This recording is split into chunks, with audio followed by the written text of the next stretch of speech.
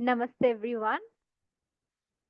Today I'm back with a new topic that is the fourth type of devotees. Let's begin our class with prayer.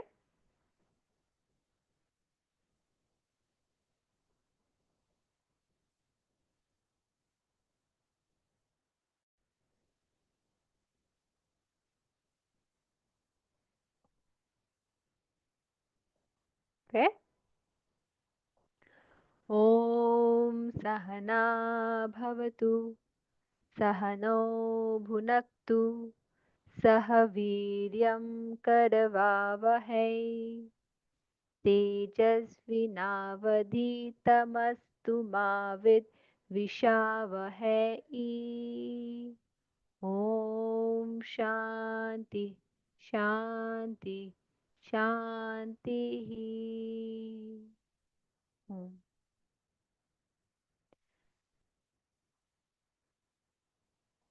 So today is our topic is the four types of devotee. So my question to you today is why do you pray? And today's topic is to think about that and try and offer highest kind of prayer and become the highest kind of devotee. So the verses, the verse that I chose for today is verse 16 from chapter 7. It says, Chaturvidam vajante mam jnana sukritonurjuna arthu jigyasur artarthi jnani cha bharatarshabha. Yeah, so one more time we're going to read. My request to all of you is if you do not know Sanskrit, don't say that I won't learn Bhagavad Gita because I don't know Sanskrit. I think now we have many resources available online which will help you to learn. All you need is the willingness. That's it. So, how to read this? Chatur Vidham Bhajante Mam Jnana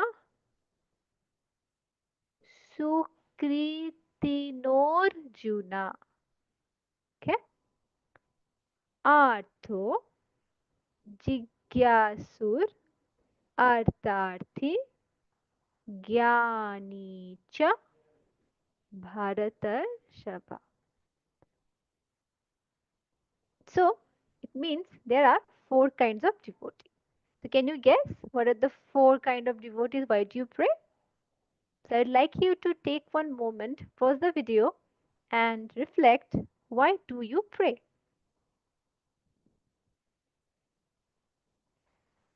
So we pray when we are distressed. So some people, some devotees, they pray only when they need a solution to a problem. So they are distressed, they are called Ārtaḥ. So they seek relief from suffering. They only approach when they are in pain or in crisis. And their devotion is born from desperation.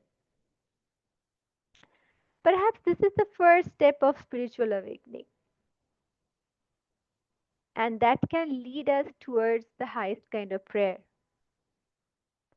So people who are driven by their immediate needs and they are more of situational, right? And we all know, I think as a kid, we pray that God, I'll do anything, just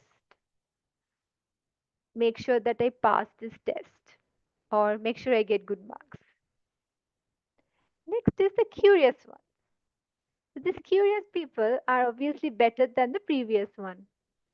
So they are like more of intellectual seeker. They just have lots of questions and they want to know why. So they are Jijñāsuḥ. So it's their quest They ask questions about reality, God, existence, and they are more into exploring the scriptures to develop a deeper understanding. Next is the wealth seeker. When we need wealth, what do? We ask God. So, material goals, we seek prosperity, success, health, then much more transactional these are, right? But there are chances that they also can become one step higher, right? So, at least for the sake of wealth, they are coming to God.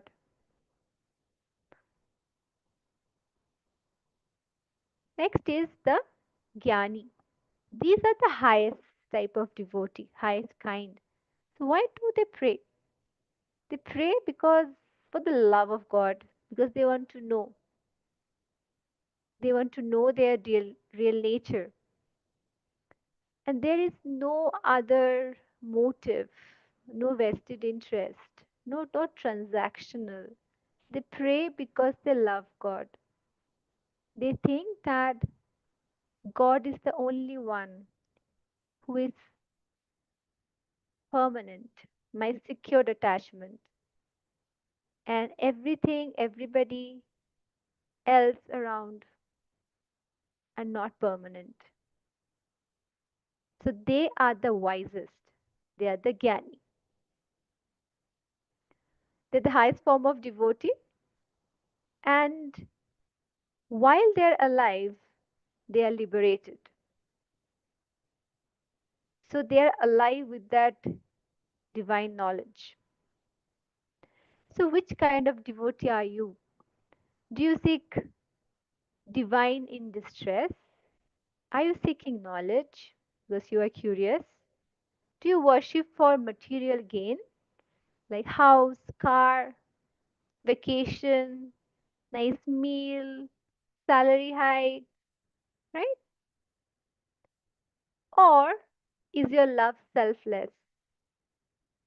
I would like you to ask this thing to yourselves.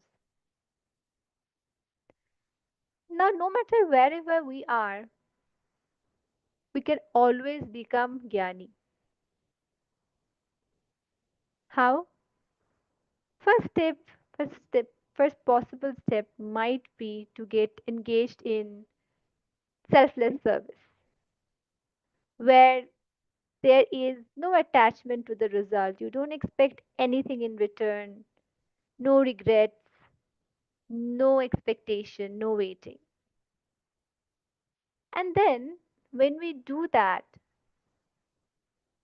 the peace that we feel within, the peace that we feel for giving selflessly, the sacrifice, that helps the divinity within us to shine. Otherwise, what happens most of the time? It's covered and we need to polish it, right? So that shines.